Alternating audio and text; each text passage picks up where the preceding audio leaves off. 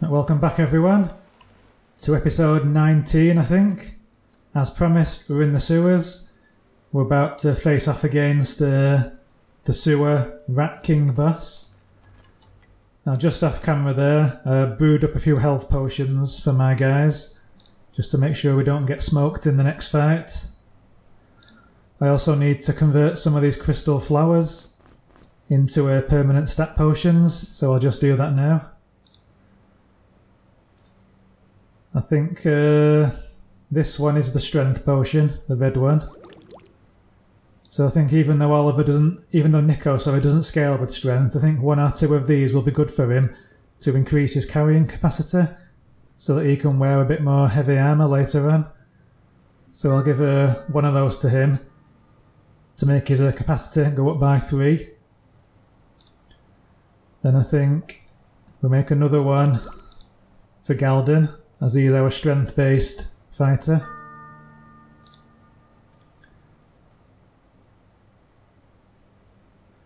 Then I think these green ones here are vitality potions. So I'll give this one also to Nico, to give him a bit more durability. And also I think I'll make one of these for Jasmin as well. Then maybe the final one, I'll make the dexterity potion out of it. I think these sort of turquoise ones, are the dexterity potions, and Nico can have that as well. Then I'll keep the final one in my inventory so it can multiply some more with the alchemy skill.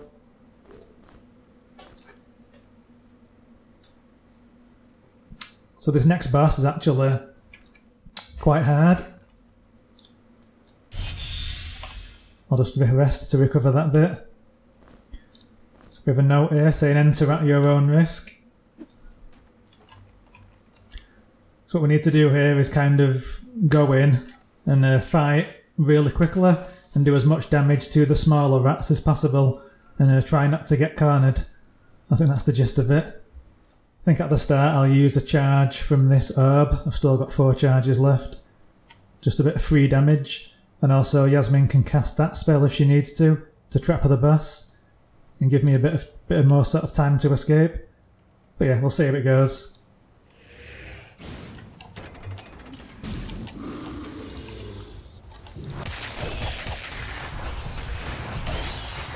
But we need to sort of kill as many guys as possible really. Injuring them isn't going to do us a lot of good.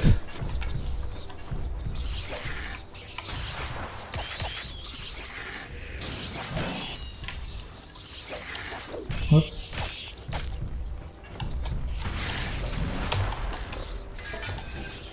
So we're sort of half trapped in a corner here, but as long as we keep an eye on where the boss is.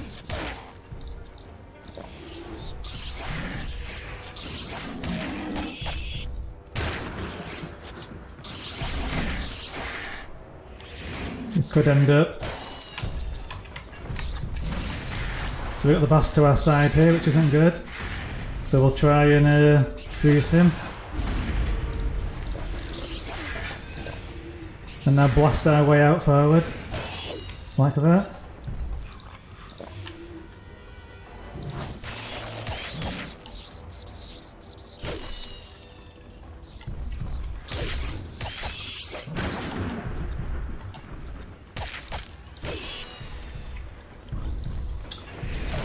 And now if all the little rats are indeed dead, that's pretty much the end of the fight.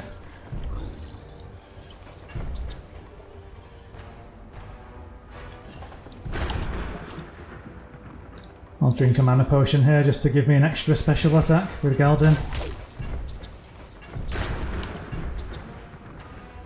But yeah, if you do accidentally or deliberately trap yourself in the corner, just keep the boss in mind, try and CC him with force fields or whatever.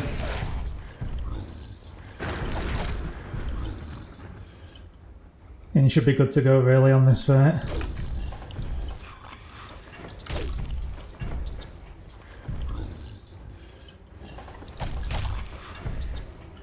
This boss can actually attack very quickly. If you stay in front of him for just a second, he tends not to have much of a charge time on his attacks. So you don't want to dawdle at all and try and get a cheeky shot in. Can I get a charged attack? Not quite. One of these I think would have finished him off. There you go. So he drops his hand cannon. No use to us, but it's a really good ranged weapon. If you save this for boss fights on your shooting guy, by the end of the game you should have maybe 30 to 40 cannon rounds, so you can really go to town on the final boss and blow him to pieces, as long as you conserve your ammo wisely. And like I said, you should have maybe 30 or at least 40 shots. It's these cannonballs that you need. But yeah, it's mega powerful, but use it wisely. So we get some leather armour here. I don't think anyone seriously needs that. Piece of cheese. Oh, nice one, a skull for Oliver. More cannonballs. There's quite a lot of items in this room, so you need to kind of scour it carefully. It's these brass keys you need, one to get out of the room and one to get access to the final power gem. Ah, potion of resurrection, that's quite handy.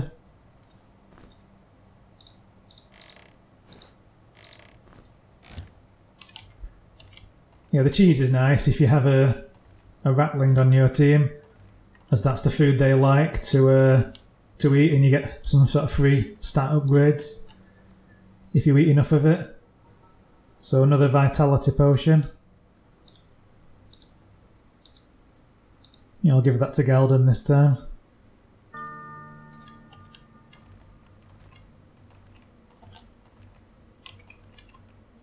I think that could be it. There are some boots here, but regular tier 1 shoes.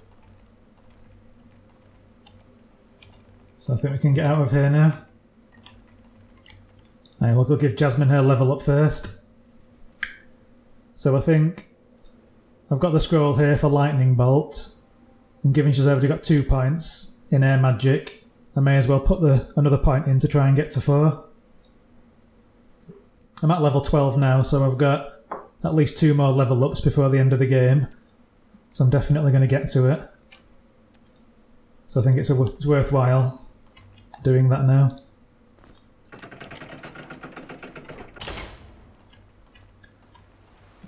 And the final brass key we've got opens that door, which leads to the power gem you can see in front of us there.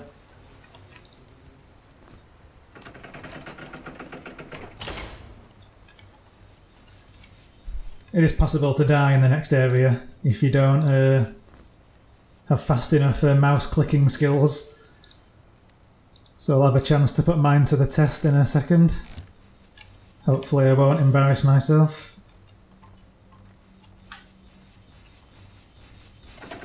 So here's the way back to the main area where we started in the sewers, with the recharge health crystal thing over here.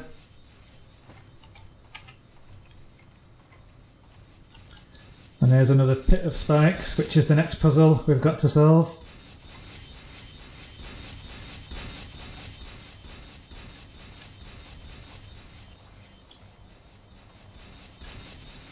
So we get this scroll given to us here, telling us to follow the leader. That's kind of a loose clue for this puzzle ahead here. So if I just look around, we can maybe see some buttons we have to press.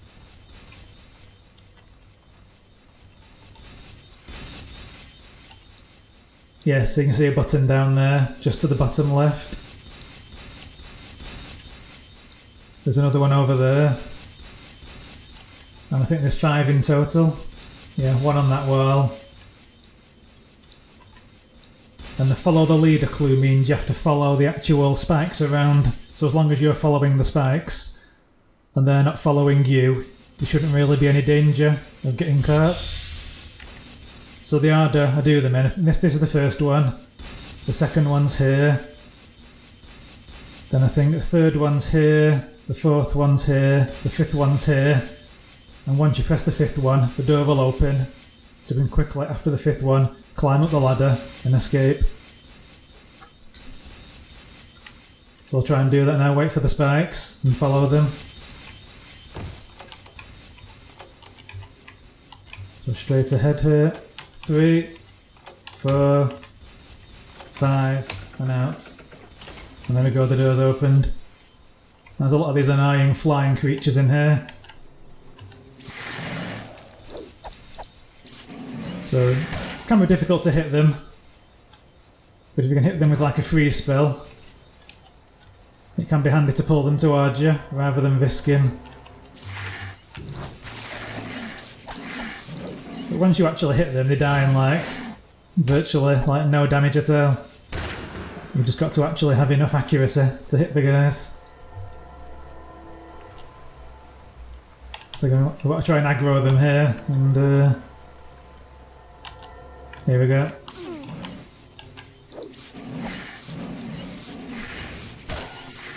Yeah, and one hit killed them.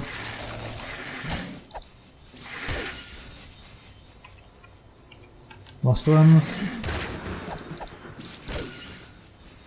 I think that's it now, have a quick rest.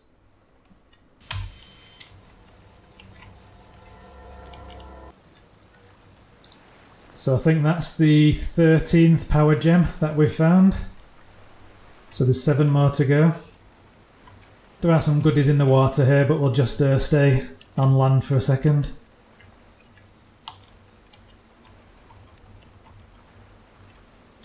So yeah, there's a secret in the distance there that you don't seem to be able to get to.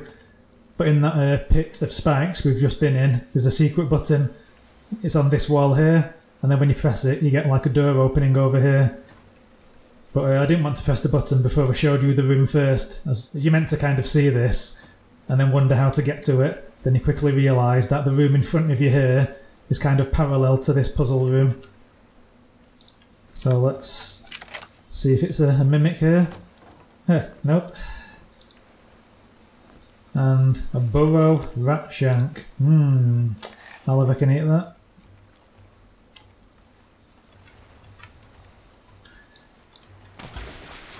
So that'd be something. Here we go. What's this? Another cannonball. There's usually some like alchemy ingredients lying around. But we'll have a look what else there is.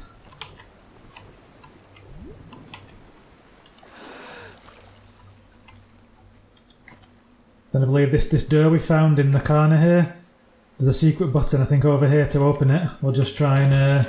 so there's the door. I think the button's on this wall. There it is.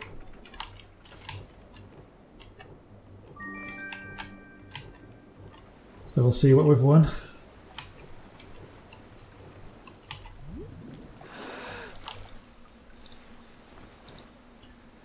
So it's more alchemy stuff for Jasmin. Comes in handy. Another mortar and pestle, we don't need that. And I'll dump the bag as well.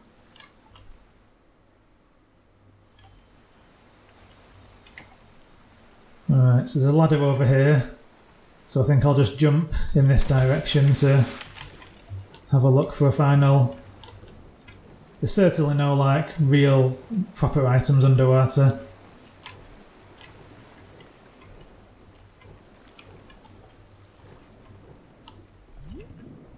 Yeah, that'll do. Yeah, the cannonball will come in use though, if you've gone with the shooting skill. It looks like there's a lockpick over here. We'll nab that as well.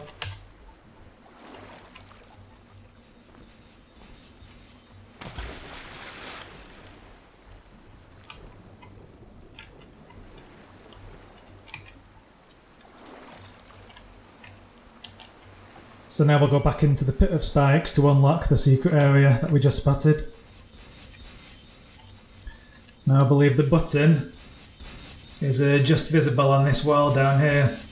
If you look in the sort of the bottom left, you can just see it there in the bottom left of the wall. A little square button. So we'll just try and target that in a second.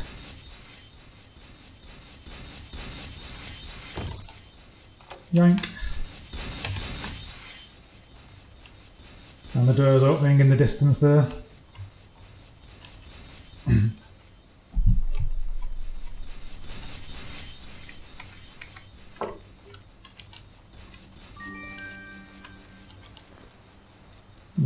these defensive buff gems.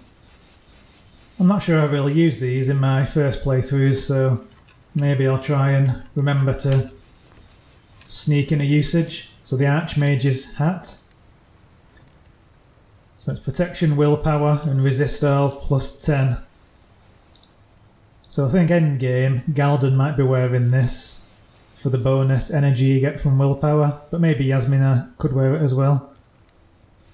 But I'll just see who wants to wear it right now in the meantime.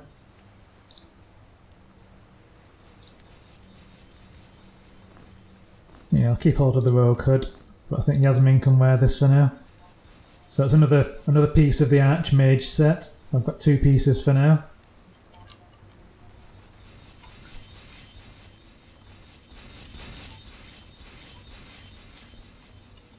Right, so what's the quickest way of getting out of here now? I'll heal first. Right. If I go to the surf, if I go to the hub, then I can get back to Sleet Island. That could be the best way to do it. Oops, wrong way. This way.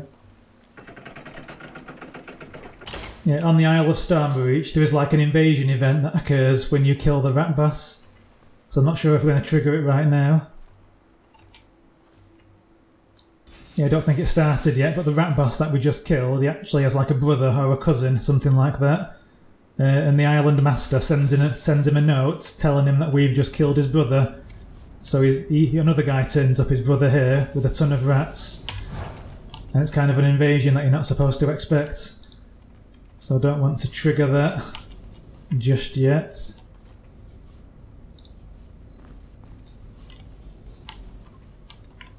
What should we do next? Yeah, for now, there's one chest that we dug up earlier that I never actually unlocked. It's the one over here. We got a clue to dig in that area, but we never actually found what was in it. So we'll do that next. Here's the chest.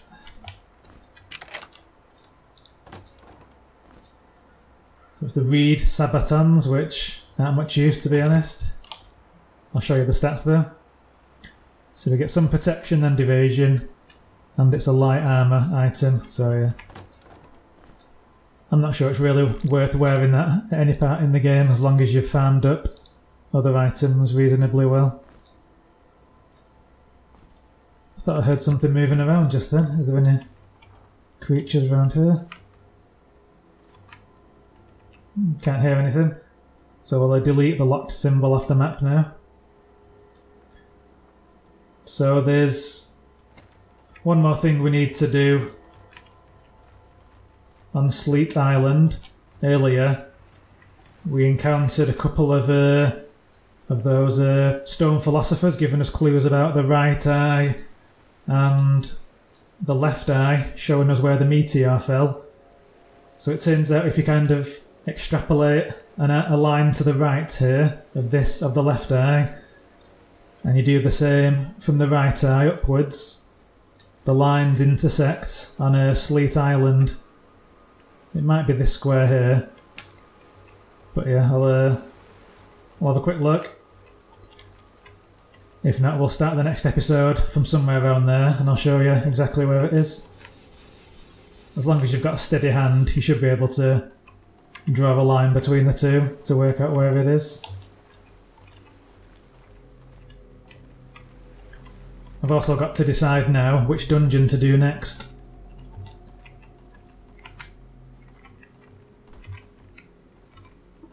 We can either go down to the crystal mines,